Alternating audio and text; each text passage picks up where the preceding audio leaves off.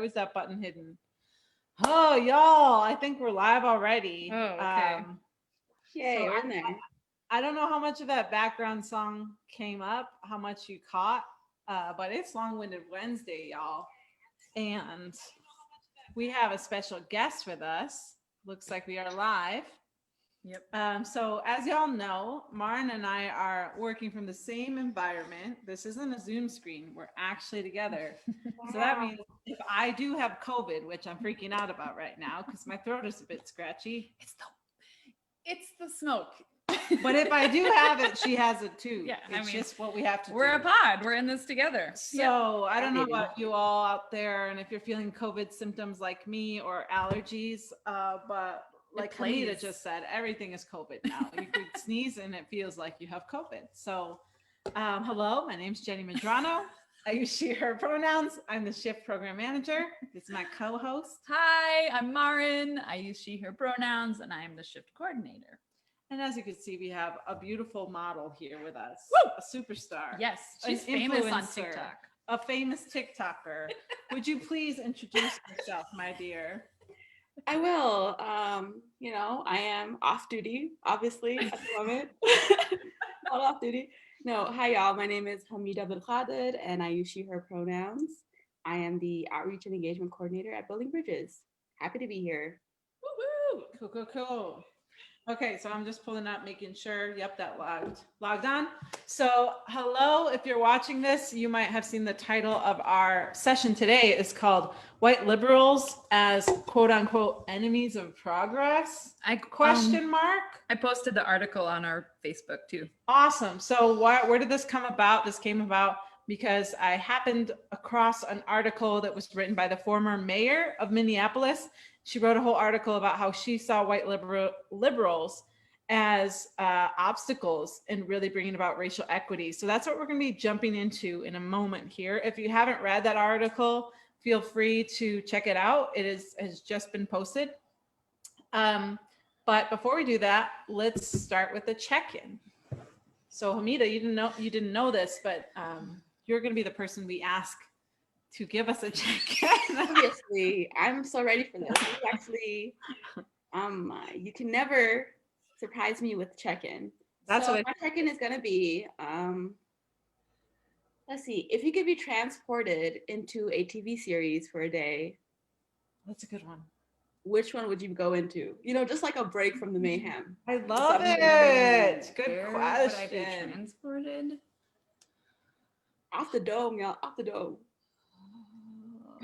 Do you want to start, Hameeda? Do you know? Yeah. I would love to be in an animated series because I want to see how I look as a cartoon character. Mm-hmm. And I really like the idea of wearing the same thing every day. It really appeals to me. Yep. I would love, like a Bob's Burgers moment. That'd be cute. That would soothe my soul. Nothing complex, no like murder mystery show. Really like zero tension outside of little hiccups of life. I would love that. Because the sitcom of this time, what's happening right now, this current sitcom is not funny. Yeah. I don't like it, and I would like to go. Yeah.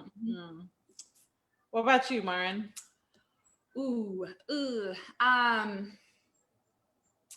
Yeah, I'm like thinking, okay, so where do I want to sleep? What do I want to eat? What do I want to wear? Who do I want to hang out with? Like my initial thing, I want to be with David with Schitt's Creek, but then like I don't actually want to like be in that whole scenario, that whole space. Other than it would just be like, I laugh at everything. I think it would just be hilarious. And I'd like get a really good like belly laugh all day.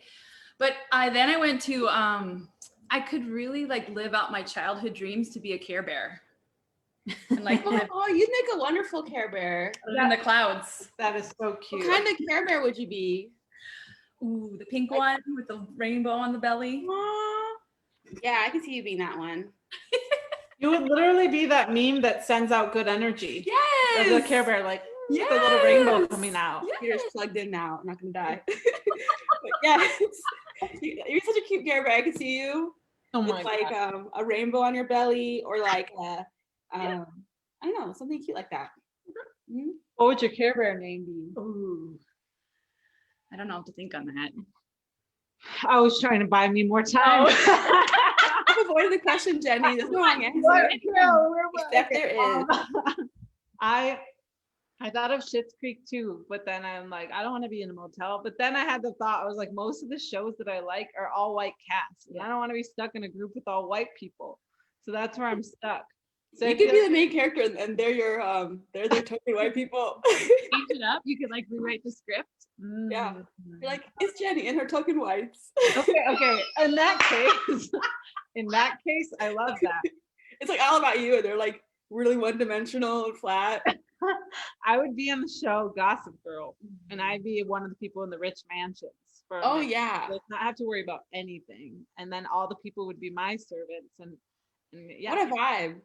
I mean, it drives me, but it also doesn't. Yeah. XOXO. No, exactly. That'd be so fun to be Gossip Girl. Be like, have you heard that Hameeda? I love it. Yes. Have fun. Okay, so do you know Care Bear, or should we move on? Move on, yeah. Okay, let's get into it here, okay? So we're talking about how white liberals can end up being enemies of progress when it comes to making actual change around racial equity. So let's just jump in, like fresh from today, Hameeda, fresh from this week, fresh from the past 2 weeks. Shoot. Have you seen this play out at all? And if so, how so? Yeah, have I? Again, I just feel like this is very old news, at least to me. Yeah, I feel like what's that quote by Malcolm X or whatever about the white liberal being worse than the conservative? I feel that for sure, because especially the work we do, a lot of folks want to talk about race. They want to have these conversations. And first, that's a privilege of like, okay, I'm going to pay this much amount of money and I'm going to talk about this in a designated time because I can choose when to talk about race. So I think that's really telling. And at least I've noticed white liberals that I've interacted with, my whole life, it's a lot like talking about change versus like changing is two very different conversations, because changing things would make them uncomfortable. And it's literally like asking them to fight against the system that serves them.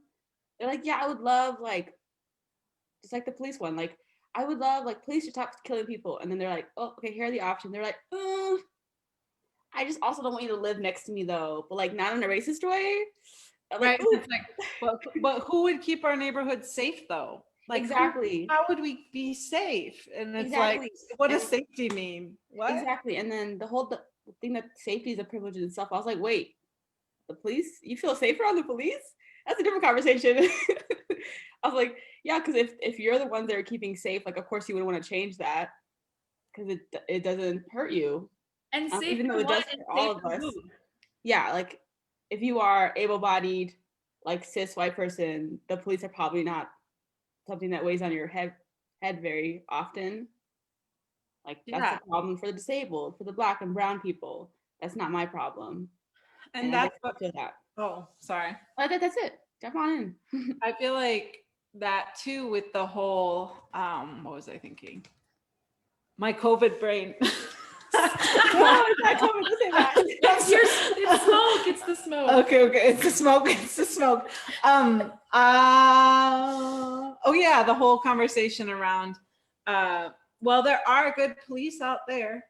There's good ones out there. My uncle, my dad, my so-and-so, and that from all people across the board, regardless of race, right? And so I feel like that plays into it a lot too, because like, so you believe that just because they haven't killed anybody, as far as you know, that they're one of like the good ones? Ugh. I don't know, man. The bar is really in the devil's basement every day. I'm so tired. It's like the same of like, yeah, I've heard that remark when I didn't even ask and when I wasn't even talking about the police. Like I've had people, I was just like, when I was waiting in line for a tattoo, right? And I just started, I'm a talkative person. So I was like, oh, we're going to be here for a while. Let me chat with the person in front of me. We're talking. All of a sudden, the topic of her dad comes up. And I was like, ooh, I didn't ask, but okay, I'm already here. So that was already uncomfortable. She's like, yeah, he's a cop, but, and she like had to comfort me that he was one of the good ones. I was like, why what about me made you feel the need to elaborate on you, a stranger, strangers and your father? Like, yeah, like it was so funny. He actually like, he breeds butterflies. He's such a gentleman. He like literally out, and I was like, look at the time, like, wow, we've been here for a while, haven't we? Like, I again didn't ask, and that wasn't even part of the conversation, but it seems to me that liberals understand that that's a topic of conversation and that's like an important thing. And her having to, you know, comfort me with the thought that her father, which I don't know, and her I don't know, is a good one and that he wouldn't hurt me. And I was like, why did you have to tell me that? And why is that something that would even come up if it wasn't an issue? Like, what needed clarification? What about me made you feel that way? So I really wonder what it was. Was it your hair in that? I think you were wearing. I think it was my vibe.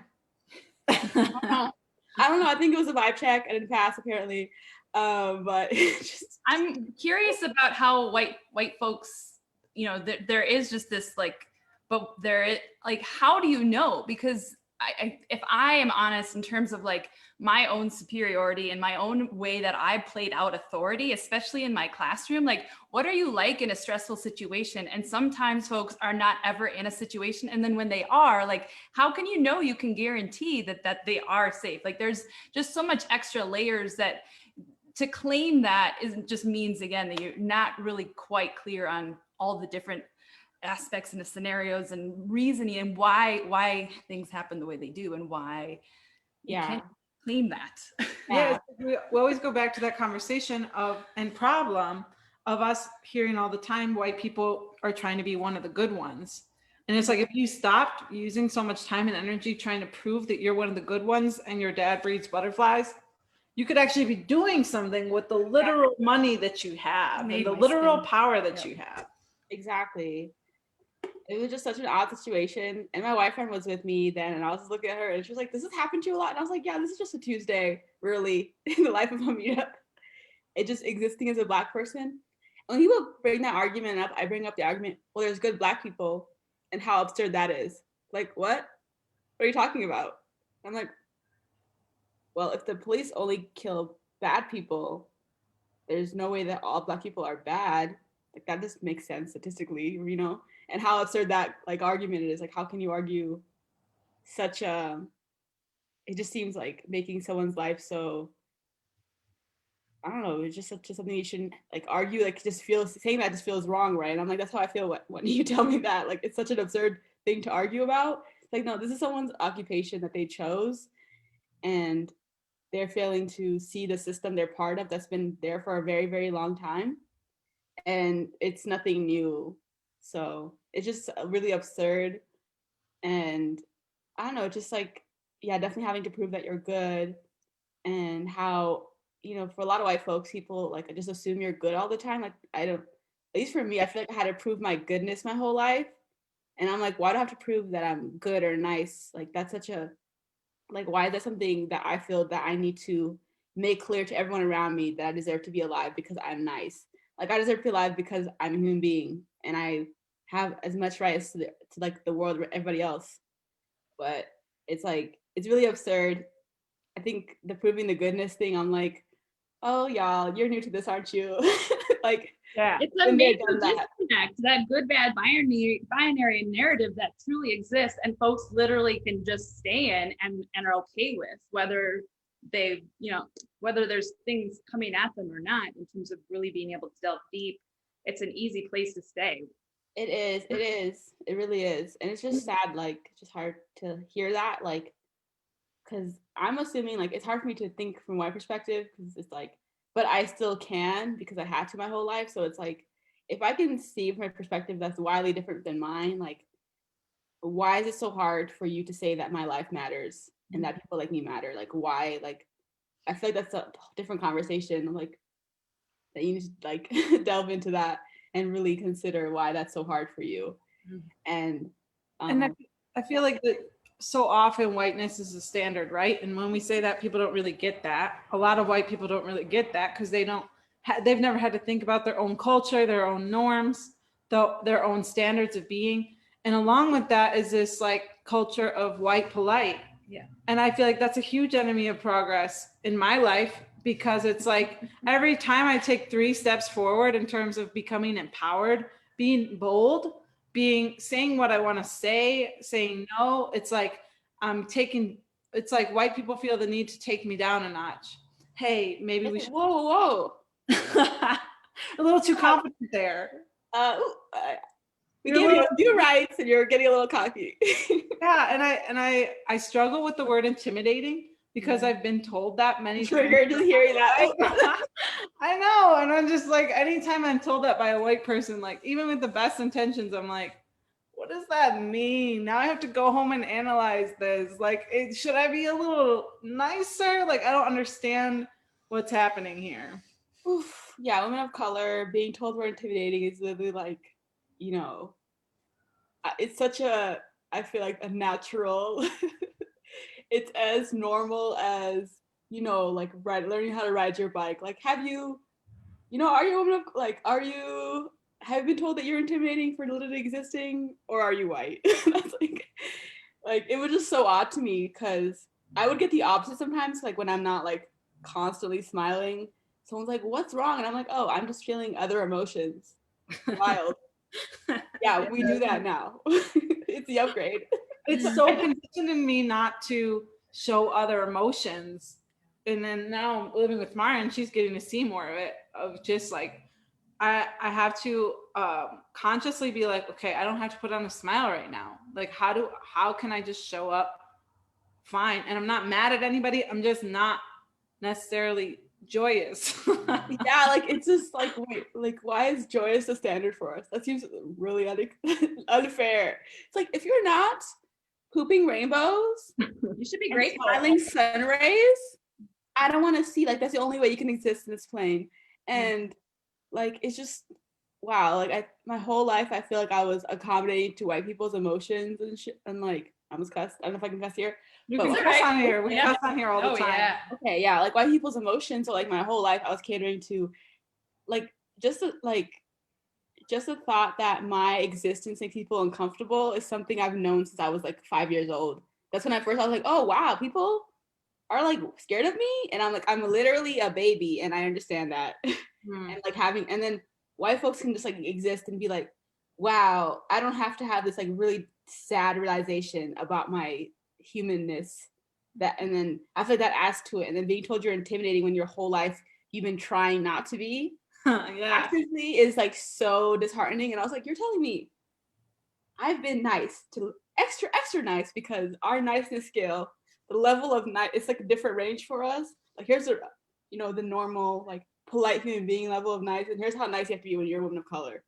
It's like, you have to be the kindest person in existence. Even in it kind of gives me mammy vibes sometimes. Like, I have to lean towards mammy vibes for people to feel like, wow, I just feel so safe around you. And I'm like, I don't know you. Again, like that woman in the line. This happened to me a million times. People just dump on me or do this because that's what they expect of me in the body I'm in or whatever. Yeah, but being told I'm intimidating is so freaking annoying. And the time where I'm like, okay, then that literally isn't my problem. It's not your problem. You start to internalize that, and then it goes to like what we do at Building Bridges, that liberation process. Ideally, we start to deal with these internalized things, but it's just hard when those internalized beliefs are getting cemented on a daily basis by these different interactions. And like one of them, I've been to the DMV 2 times because I keep forgetting documents. Like, talk about fucking white supremacy, worship of the written word. I can't stand that they're like, you can't just have these 2 documents. You need a printed copy of your W-2. And I'm like, I have it on my phone. It's the document. No, it needs to be printed. There's a FedEx. So you can go and pay money to get that shit printed. So I've been there twice. And each time I've been very mindful of the fact that it's an older white man interacting with me. And I'm like trying to be over the top nice about it. But I literally was so close to losing my cool the second time. And I was like, if I lose my shit even a little bit here, I don't know how this guy's going to react. There's a fucking security guard right there. Like, I was imagining the scenario going so many ways. It was like, if I was like, literally, I have this here, and if I raise my voice a certain degree, that when they say, you got to leave right now. Like, whoa, ma'am. Don't raise your voice at me. Whoa. Like, we're not allowed to be Karens. I want to be Karen sometimes. I would like to be a Karen. I want to be a Karen too. I really wanted to be a Karen in that moment. Like advocating for yourself and expressing, dislike of something. I know. I am displeased, but I have to smile so you won't kick me out. Or I won't get hate crime. So I had to keep it going. Yeah. But, okay, back to white liberals. White liberals as enemies of progress. How have we seen that playing out in organizations, in nonprofits? Oh man.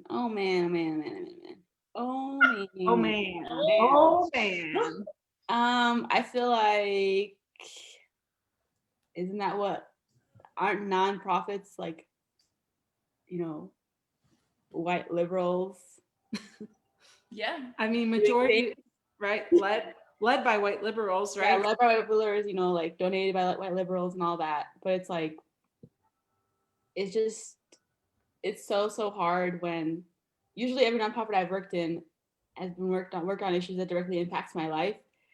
And it's like, so I don't know, I'm like, man, like how does it feel to do something like purely out of your interest in it and not having to fight for the future you? Yeah, of like, this is a hobby. Like I like doing this for fun. And I was like, I don't want to do this. I don't want to talk about race over and over and over and over again. With the hope that people feel some sort of empathy and want to fight with me in a fight I can't leave. Like I have a mortgage on this hill. I can't like I have a dog, 3 kids, like I'm committed. Like here I am. And I can't, and it's just like every job I've worked, like from immigration to, oppression work, it's like, this is like a direct impact to my people, my meanness. I don't know.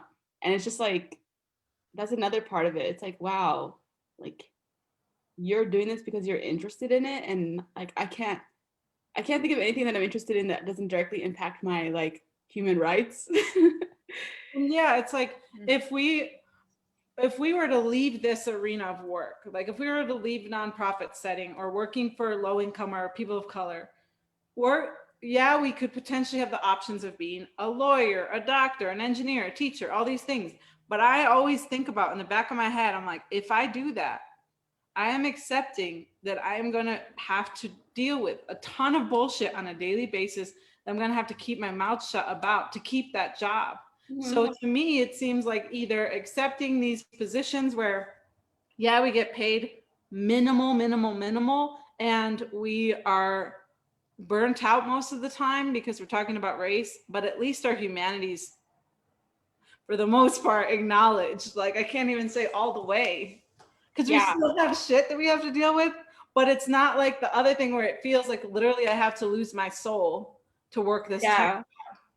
Yeah, it's like a catch-22. It's like, okay, I can not deal with this, but I'm gonna have to deal with oppressions which I can't even call out in fear of being fired or some sort of punishment.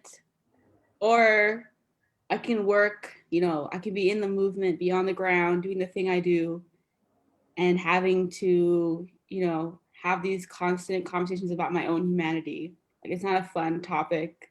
It's like, oh no, this is not an option. Like I'm not asking you to agree with me. I'm telling you facts. And I'm just waiting. We're just waiting for y'all to catch up. Yeah. In a minute, you need to hurry up. So it's like one or the other. And there's times where I've definitely thought about it. I was like, I'm sure it's better for my mental health for me to do a job in which I don't have to talk about racism or anything dealing with my humanity. And I can, like, do I dream? Again, my escapism fantasy. Work at a coffee shop. Somehow get 0 racist recognitions happen to me. and just like, is that basically what being a white person is like? I don't know. Like cosplay as a white person. I don't know. Do that. And I think about that. And I was like, that's not even an option. Like no matter what I do, I have to consider my race in everything I do, in whatever field I go to, in whatever country I fantasize about moving to. I was like, well, how much do they hate Black people? Let me just look that up real quick. Like I can't, like, it's just not like it's always in the back of my head. It's like that system is kind of I have to continue living in a system that's actively working against me and killing people that look like me and getting away with it so regularly that people think it's normal. Yep. And like, shoot, like if that's not disheartening, what is like we live like this? Me every day. We live like this? Yes, we do. We do. Just barely, but we do. I think like what you're getting at is that there's the individual learning process that needs to take place in so many white people that white liberals, for the most part, from what I've seen, think that they've already done / they are graduating / I don't know, they read 3 articles and now they're experts. And it's like, not only is that happening on an individual level, a collective level, but then on the policy level, on the systemic level, how many times are we seeing white liberals being enemies of progress on a daily basis? And like, I don't even know what I think of power hoarding. I don't even know. It's like a weird like woke Olympics now. Like before it was like, it is. Black lives don't matter. Now they're like, I have a t-shirt, a mask, and a tote bag. What's up? And I'm like, whoa. Yep, I posted the sign in my yard. Like, what more do you want? There's an element of, I want to talk about this and I know this is important and I'm reading the books and I'm doing the things and I want to do more, and yet there's still also, it's not fast enough, or it's not getting, folks aren't getting to a point of understanding truly what it means. It's not that you're going to get to a certain level of reading or a certain level of understanding, but what that question we continue to ask clients, like, what are you willing to give up? What are you willing to risk? And more often than not, the answer, and I think this was part of a discussion we had before too, like, what is it to like get yourself out of the scenario you're in, or stay in the position you're in, but then pass it off or delinquish fund, like there's different ways that you can utilize your power. And we've also been having to coach white folks in an ED position, in a largely very powerful position, still also saying they feel powerless or hopeless in terms of what they can do. And so there is an element of just some real confusion around, and like wanting it to do it right, not wanting to make mistakes. And get yourself out of the equation. Yeah, and it's like, if progress was this machine, right? Like for most of these nonprofits or business in general, we see white-led people with a lot of power who are conflating their power with powerlessness, who have literally all the levers of the machines in their hands. And everybody around them is like, can you just pull that one lever? Can you just increase my hourly rate by $1? Like 50 cents, like whatever it is. And then they're like frozen behind all the levers. Like, well, what do I do first? And how do I do it? And what's the best way to do it? And how do I do it? In the meantime, everyone's suffering because you're overthinking the power, the levers that you can shift right now. Exactly. It's so fascinating. Like you said, Jenny, like, I feel like white folks think like progress, liberation, whatever they're trying to achieve is like you said, you get a certain amount of credits, you get this, like there's no like A+ in anti-racism. Like you're gonna mess up, because especially if you're a white person who has never talked about race, why wouldn't you? You've been doing this for how many years? And you think you could just unlearn all that stuff in like one training? And I think accepting that you're gonna be wrong all the time, you're gonna hurt people's feelings, and you're gonna have to sit with the fact that, you live and you thrive in a white supremacist system that serves you. And if that makes you uncomfortable, that's really the first thing you have to delve in within yourself, and not put that on people of color to be like, because a lot of those, like we dealt with this a million times, like, please soothe me, this is really uncomfortable. And you're like, how do you think we feel? And we like know it and they don't know it, and it's like so painful watching them when you're like already know. You're like, oh, that hurts, doesn't it? And it's like feeling empathy for the person. I know, right? So much like, I'm like, oh, it hurts. And yeah, it's just not, there's no woke award. You won't, you can't, like, I have a Black friend, your way out of being, part of and thriving in an oppressive system that serves you. And that makes you uncomfortable. It should. That's really gross. And that's terrible. And it's been going on for a really long time. And your hands are dirty, whether it is direct or indirect, ancestors or not, whatever. And it's just like, I'm like, y'all, we need to get over this, please. Like, this is, people are dying. Like, while you're hesitating to like pick the lever, or like, what's the rightest decision? What's this? What's that? And I'm like, y'all, we really let go of that. I like making the right choice. I have to read the right books. I have to be in the right book club. Because the white folks in my life that have, go to all the book clubs and go do all the things have microaggressed me like banana. Like, it's wild. I'm like, wow, that book did not stick to it. So it just shows that like that did not integrate. Okay, but it just shows that like obviously that's not it. Like, you have to go talk to real people. You're gonna have to distinguish your power. You're gonna have to let things go. You're gonna have to really be about it, and not just be about it in whatever in the white liberal comfy way of like, oh, I'm gonna give a little bit now, and like, let me just really think about this, because this has been a really nice situation I've had for a couple generations now, and I don't know why and like when I hear people be like, well, I just feel, I'm like, okay, like if you're hesitating to let go of your power, that means you don't want it, like you don't want this to change. Yeah. Like, why would you want to change if it's gonna? And I'm asking you to fight against the system that serves you. I'm literally asking you to not do white people things every day, like that you've been doing forever. Yeah, like, well, like attached to that fear, that hesitation, because that comes up every single time we've ever asked any white leader, what are you willing to lose?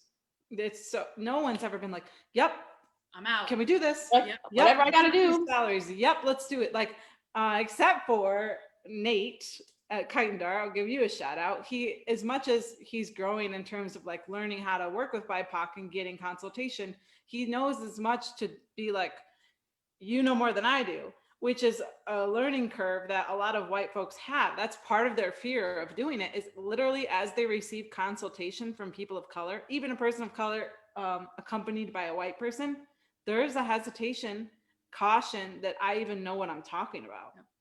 And it's not until it all plays out like fucking clockwork, the thing we've seen 120,000 times, where they're like, you're right, like you did say that.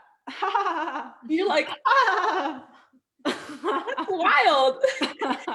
There's nothing more insulting than people telling you like, we have doctorates in racism and race. Like, we are immersed. We are in a simulation. We're immersed. We are like, there's no train that can get you the amount of experience and knowledge you get as just being in our skin and living the life we've lived. Like, and it's so insulting when people hesitate to tell you. I was like, because I have people experience racism to me more than one occasion, and I was like, I had no clue. Thank you so much for enlightening me. I had no idea all this time. Wait, I didn't even realize I was Black. That's wild. Thank you so much for enlightening me. Thank you. It's just wild, and it's sad that it's refreshing to hear someone be like, "You're right. You know more," and you're like, "I do know more," because of course I do. Yeah, like. Yep, this is the emotional, psychological, spiritual ghetto we live in, and we're trying our best. Yes. And it's just really interesting to be like, wow, racism is really bad. And we're like, yes, that's what we've been saying. This has been happening this whole time. Now you're forced to confront it because you can't ignore it now. But exactly, like if we talk about white liberals as enemies of progress, like this past summer, how many people were like, let me buy Ibram Kendi's book of the anti-race, like, let me watch Robin DiAngelo, like, what do I do next? Let me finally watch 13th, even though that's been on Netflix for like 5 years. Like, let me finally listen to a Black person. Let me finally actually see that. Someone find me a podcast. Stop. Let me finally repost a Black person's photo or thing, because you know what? It does matter. Like, if we think about the kind of collective aha that the US had this summer, like that shows you right there how y'all have been the people blocking us. White liberals, you've been blocking us this whole time because you've claimed to know. And now you know that you don't know. Here we are. Wow, this summer, I know we're kind of cutting it close on time, but this summer was such a frustrating time to be Black, which is like all the time, you know, whatever. But like this summer, I've had so many of my white liberal friends be like, sorry I was racist to you. And I'm like, it's I haven't talked to you in 3 years, but thanks. Like it's just so odd. They're like, I don't want to get canceled, so I'm gonna quickly let you know that I think that you're a human being now. Now. And I'm like, thank you. I feel so good. And then there's the white folks who just Venmo me $20. And I'm like, that's what I like to see. No questions asked.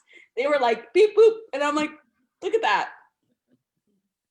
I will take this, buy myself a chicken sandwich or something, go about my day. But it's just truly wild how people approached it. Like it was either the whole like panic, like, oh my God, I gotta make sure I apologize to every Black person that I was racist to. Oh my God, that list is really long. Let me Instagram DM my my friend from high school. Like so many friends from high school were like, Hameeda, I just feel, and I'm like, whoa, hold on right there. Here's the Venmo. If you really feel bad, here you go. If not, I don't know. Like it was like they wanted me to accept their apology to appease their white guilt. But I was like, no. Good day though. You go be great.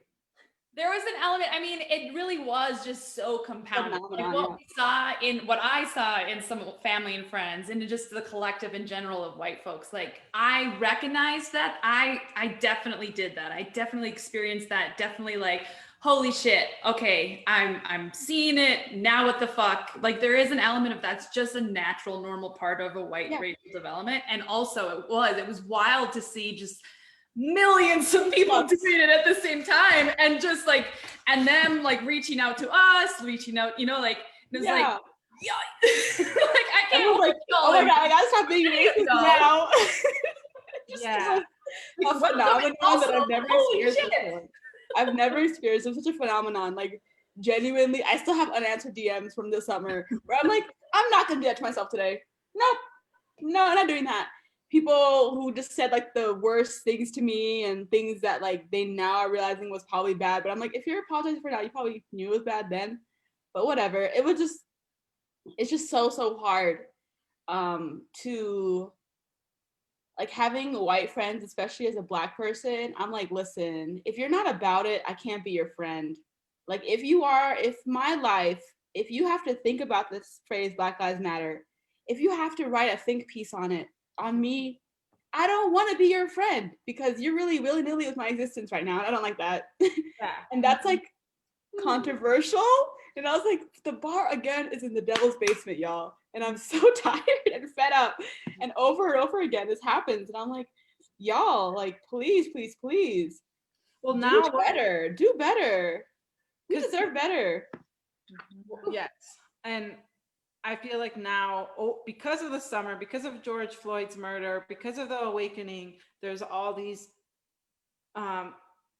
toddlers, I'll say, toddlers of anti-racism. Please don't claim that term that you're an anti-racist until you're thinking about it on a daily basis, until you're doing all these things that you probably don't know you need to do. Like people are willy-nilly using that term.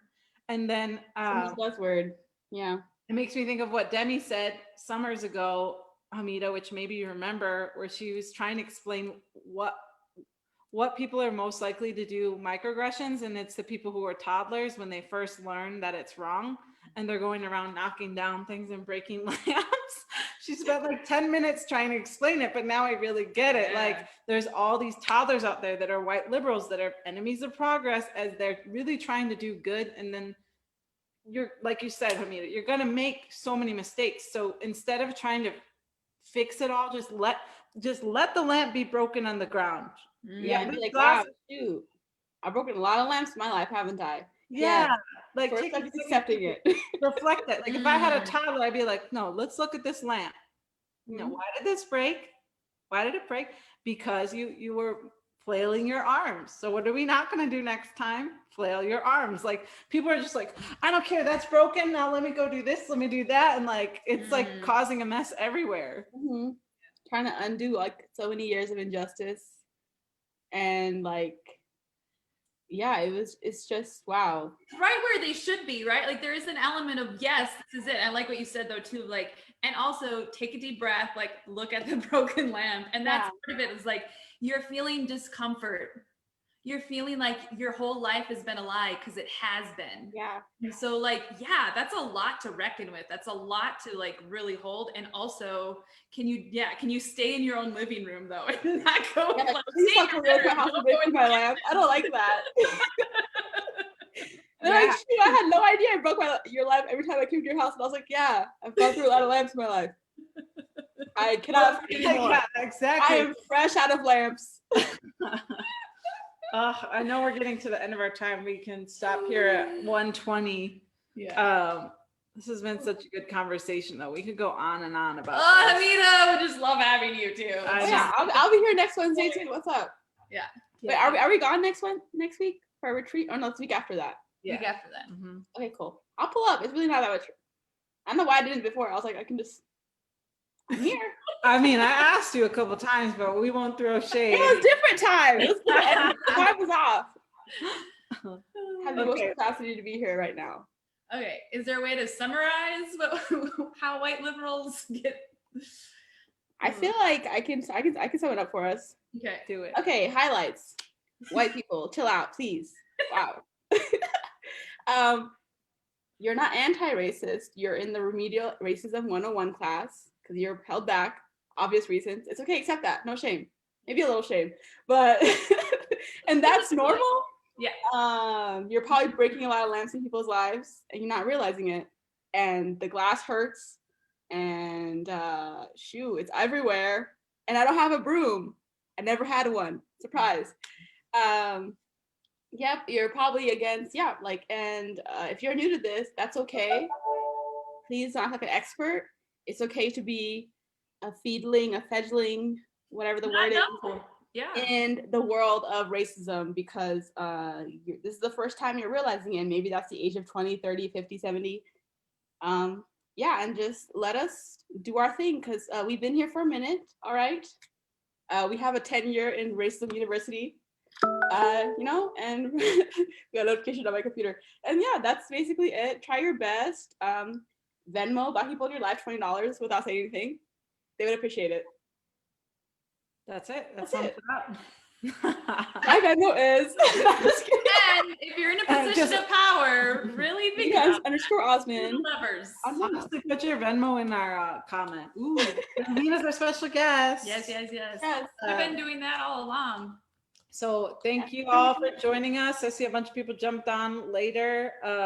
Comment if you have questions, if you have comments. We want to be interacting with y'all. If you're a white person watching and you're feeling some kind of way, get curious about that. Come to our groundwork sessions, and then you're going to get even more of this and what we mean by this and what we mean when we say racial equity. So that is it. We'll see you next week. Back on period. Yes. Okay, bye. Bye, y'all. I'm going to go be with the